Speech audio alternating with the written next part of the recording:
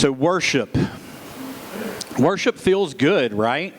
Like a lot of times you come in and you sing songs and they're talking about the things that God's done for you or the hard times that you've overcome or whatnot. And it takes you back to times in your life that you've had victory in with Jesus. That was one of my favorite songs when I was growing up, for anybody who grew up in church.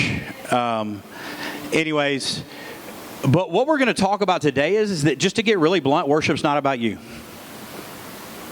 at all. A byproduct of worship might, be beneficial for you, but it's not about you. It's about God. He created us to worship Him. He created us to worship Him. It's not to make us feel good, but worship is to show reverence and obedience to God. Kevin mentioned some of the ways that we show reverence, whether it's bowing, lifting our hands, singing out, shouting, standing up. That's what worship is. It's showing reverence to God. What worship is not. Worship, or if you live it out properly. So if you go and you live your life out and you worship the way you're supposed to, and in everything you do, you're worshiping God, it is not a guarantee that you're going to be healthy. It is not a guarantee that you're going to be wealthy. It is not a guarantee that those that you love are going to be okay. It's not a guarantee that someone is going to get better. And in no shape or form or fashion is it a guarantee of a happy life. I can quickly mention the disciples and how they lived their life and how it ended here for proof for that. So if you've ever been taught that or told that, and then you wonder, why am I not, when I try to worship, why aren't things going well? God doesn't care. You've been given a false bill of goods in all reality. However, it is a guarantee that a life lived for God will serve the purpose that you were created for. And for anybody who's ever taken part in just a small snippet of feeling like, oh my gosh, and here it's actually relevant to say, oh my God, I felt like that I took part. It's one of the most amazing things to ever feel or to be a part of, is to feel like you're serving your purpose. And that's what worshiping is. So I'm going to walk us through some verses that talk about it. I'm going to start with maybe one of the more famous ones, and that's the 10 Commandments. We're going to start in Exodus 20, verses 3 through 5. And it says, "You shall have no other gods before me. You shall not make yourself a carved image or any likeness of anything that is in heaven above, or that is in the earth beneath, or that is in the water underneath the earth." So when Moses received the 10 Commandments, he took some time and he went up onto Mount Sinai. And he was there for 40 days. And he comes back down right after receiving one of the commandments of, you shall have no other gods before me, you shall not make yourself a carved image. Does anybody know what he finds the Israelites doing? They're worshiping a golden calf when he comes down from Mount Sinai. And what does Moses do? He breaks them. He's angry. He's upset. I imagine if I spent 40 days in God's presence and then came down to somebody worshiping something else, I would probably have a pretty upset response too. A little less famous one is Moses then goes back on Mount Sinai again. And the 10 Commandments are etched back in stone again. And then God begins to speak to him after giving him the commandments again, and he says in Exodus 34:14, "For you shall worship no other God, for the Lord whose name is jealous is a jealous God." He doesn't want you to worship anything else. Nothing.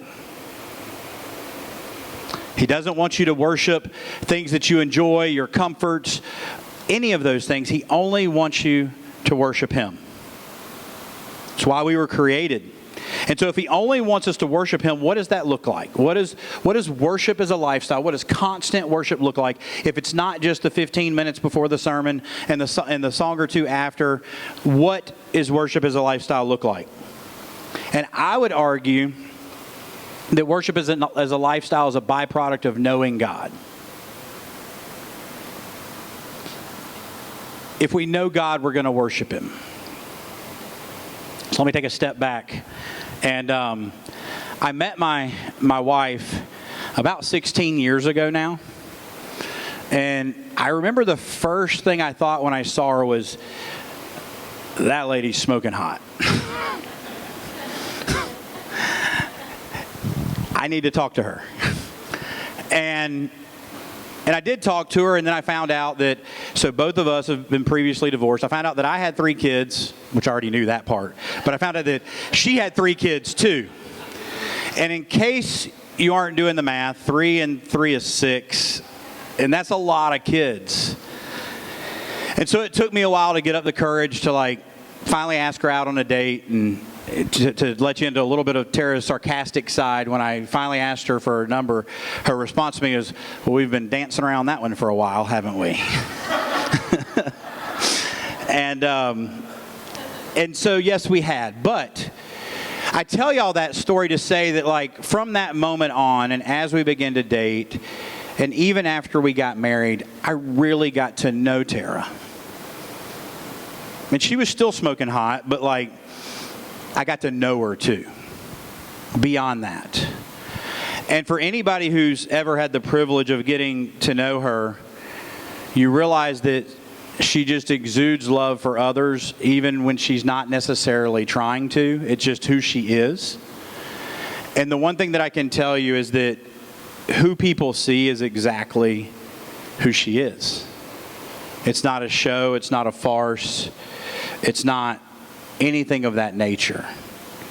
And I say that because often we get to know God through the grace that he shows us when we come to the realization that we're a sinner and Jesus has died for us and he's going to forgive us of our sins. And I always like to note there, forgiveness is great. We shouldn't forget it, but it's not just forgiveness.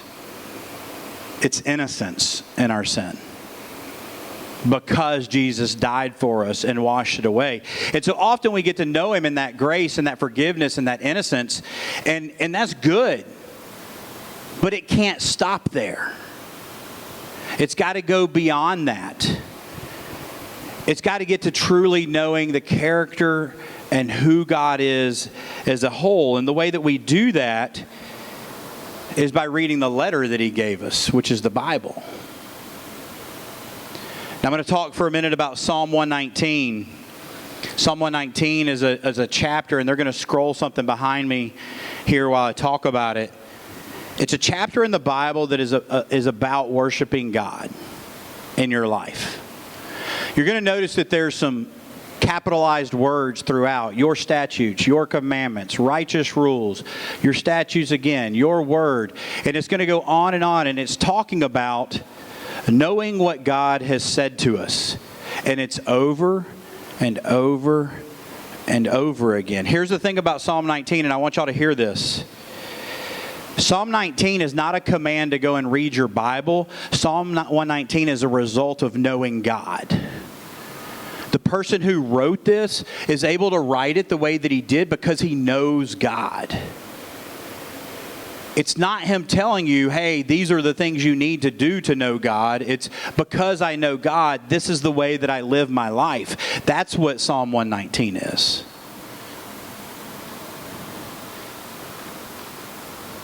You'll see words like testimonies, precepts, statutes, commandments, words, and rules.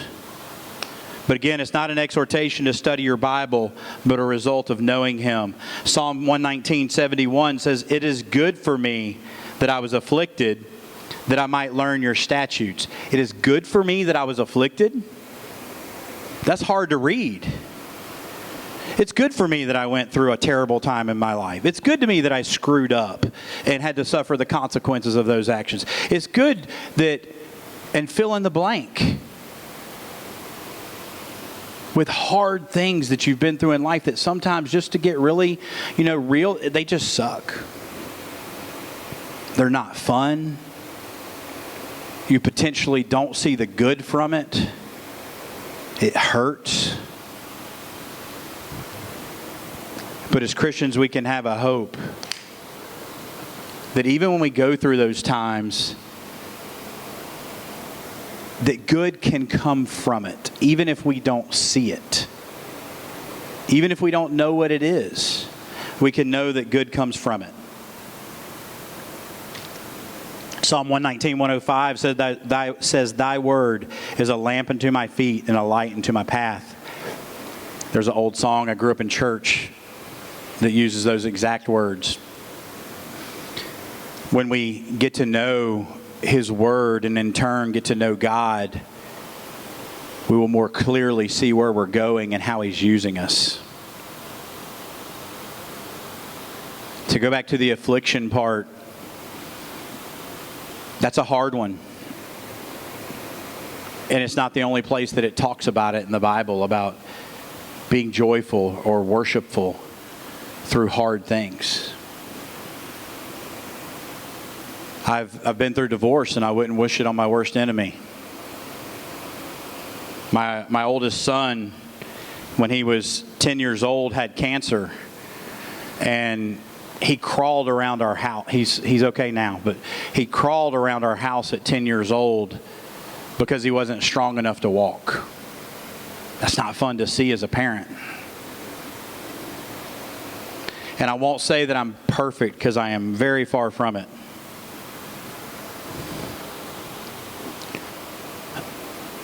But I try. My intention is to worship Him in spite of it all. And to hopefully be grateful for it, as it spoke about there. We should start with a question, and we should ask ourselves, what is more pleasing to God? My worship at church? My interactions at church? How I get along with people? How I sing? How I corporately worship during our songs? Or my worship when I walk outside of this building, where it's not quite so comfortable. It's not quite so easy. It's not quite so acceptable.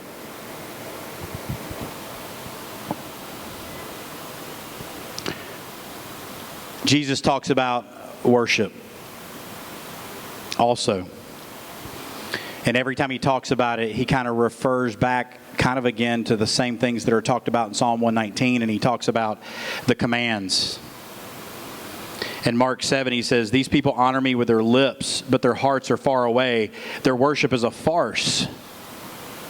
I hope He never says that about me.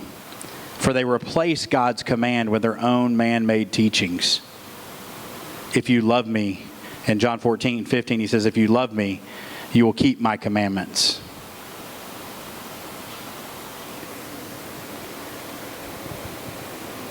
To keep His commandments and to love others, we have to get to know Him. It takes a little bit of effort. But the good thing is no matter where you're at, no matter where you're at in life, He's not done with you. And I would say that to the person who's been in church their whole life and feels like they've tried to walk as close to God as they could and done the things that He asked the majority of the time, He's not done with you yet. I would say to the person who maybe is coming back to church for the first time and giving Jesus a chance, giving God a chance, giving church a chance. No matter what happened that has made it where you're now just coming back, He's not done with you yet. There have been times in my life where I literally didn't think I was worthy to even show up to church. I grew up a preacher's kid, and I knew right from wrong, and sadly, most of the hard things that have occurred in my life have been because of my own actions. My own missteps that I knew were missteps before I made them. I didn't have the excuse of not knowing any better.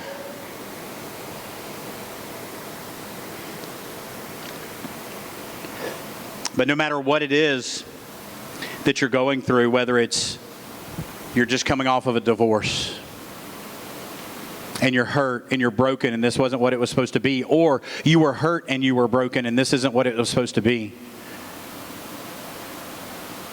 Whether someone is sick and you don't understand why, whether somebody didn't get better even though you prayed a fervent prayer. No matter what it is, He's not done with you yet. Sometimes it feels like I can't do it anymore because I'm so broken. And sometimes when we're so broken, we're in a place where He can put us back together.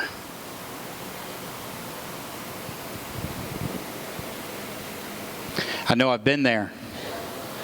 But no matter where you are, He's not done. Romans 12. I would tell you that Romans 12 is like a guidebook for worshiping God in your everyday life.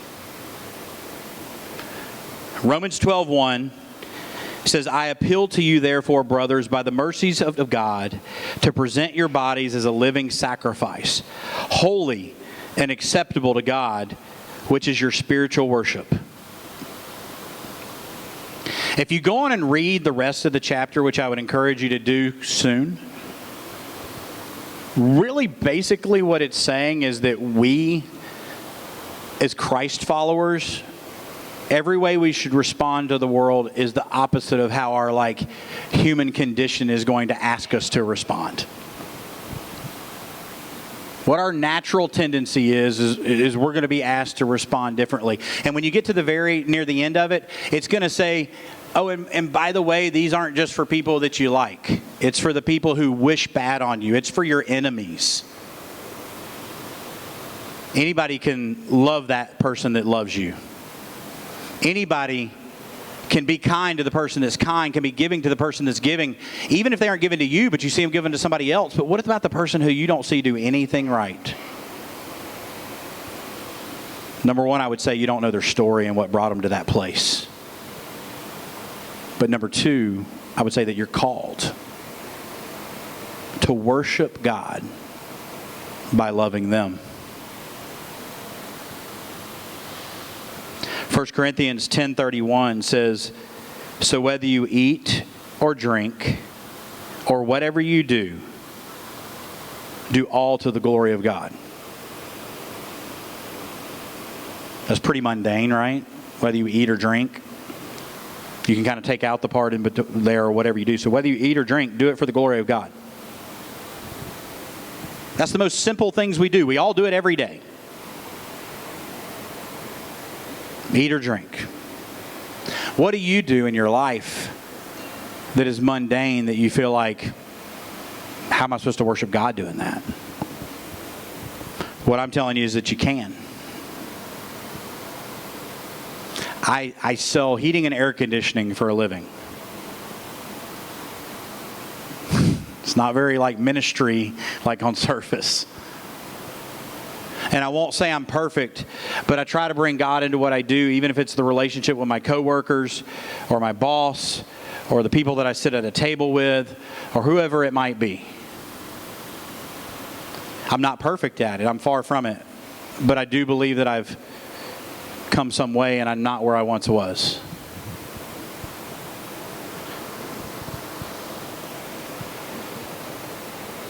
What can you do to show people who God is in your life? Because here's the simple part. Living the Christian life and worshiping God is very simple. You love Him, you love others, and you live your life in a way to show others who He is so they might come to know Him. It's really simple. I'm not saying it's easy. Just because it's simple doesn't mean it's easy.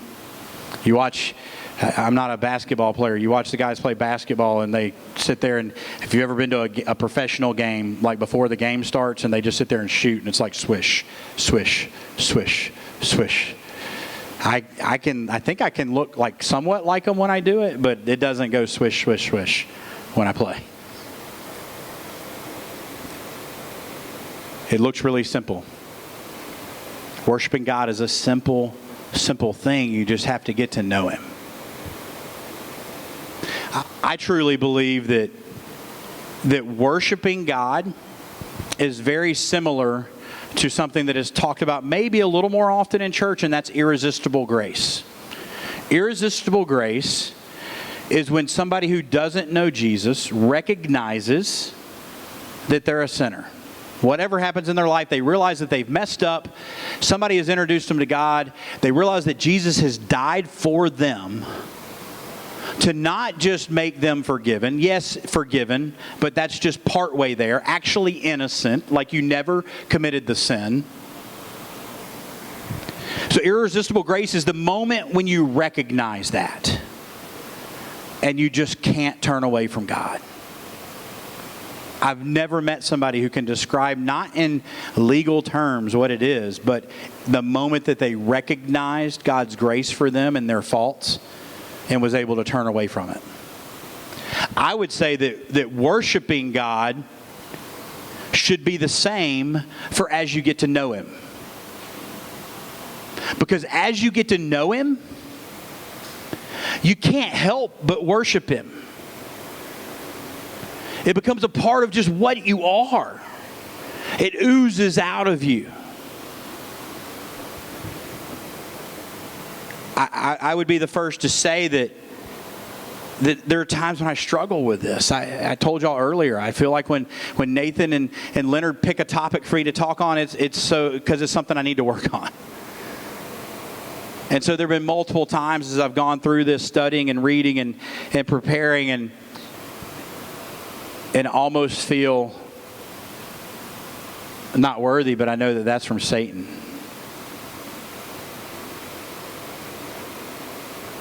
Because there are times when I don't worship Him in my everyday life. And I know better. I know that I should. But I also find that when I'm working on knowing Him, it just happens. And I believe that it happens because, to use an old church cliche, maybe from back in the 90s, like we have this Jesus-shaped hole in our heart, in our soul. And I truly believe as we get to know Him that that's filled. We don't have to fill it with other things. There are so many other things that in our world that we typically try to fill it with. Sometimes we worship other things other than God. And in today's world, it's not often a golden calf, but what is your golden calf when God isn't there when you want Him? You know, Moses was gone for 40 days. That was a long time. Moses, it was your fault. Maybe money. Maybe comfort. Culture. Food. And then I might step on some toes here, and I'm sorry, but not really sorry, but maybe our kids.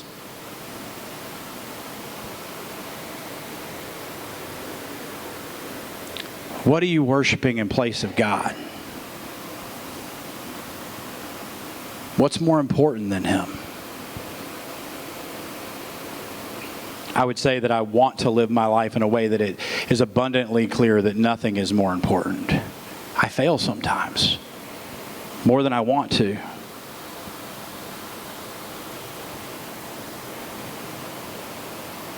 But here's what I know. And as I do this, Courtney, y'all can come on up. I know what I've done. Nobody else does. I'm the only person who knows every single thing. And on top of knowing what I have done, I know what I haven't done too.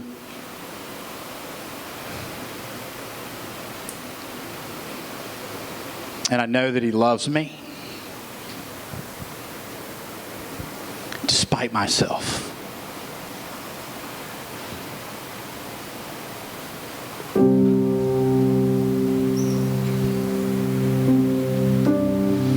I know that He chooses to use me as long as I'm willing. And I try to make an effort to worship Him.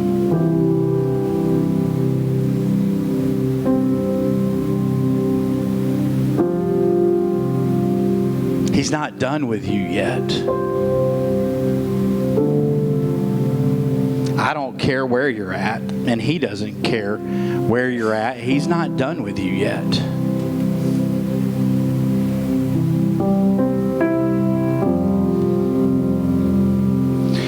He has a purpose for every single one of us. I, Nathan, Leonard, anybody on the stage does not play a bigger part in God's plan. We simply play a different part.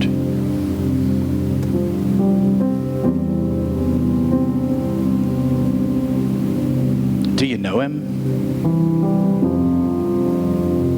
Are you trying to get to know Him more?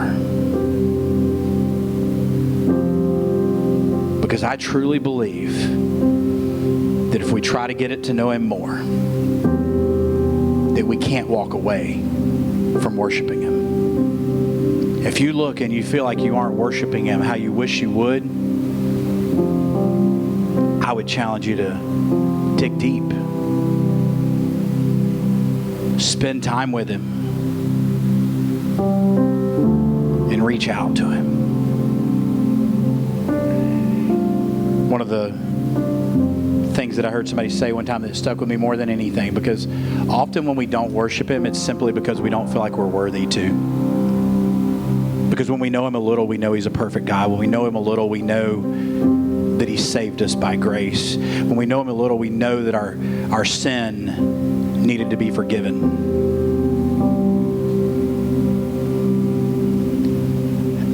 But one of the coolest moments is when somebody told me, they said, Matt,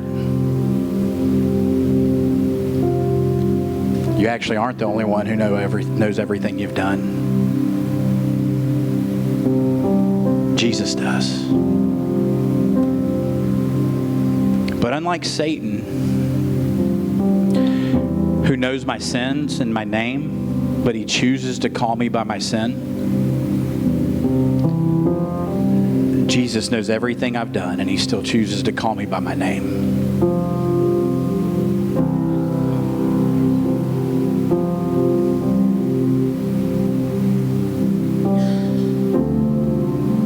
Makes me want to worship Him. If I can just clear out all the crud, that makes me want to worship Him. And to do that, I know I have to know Him.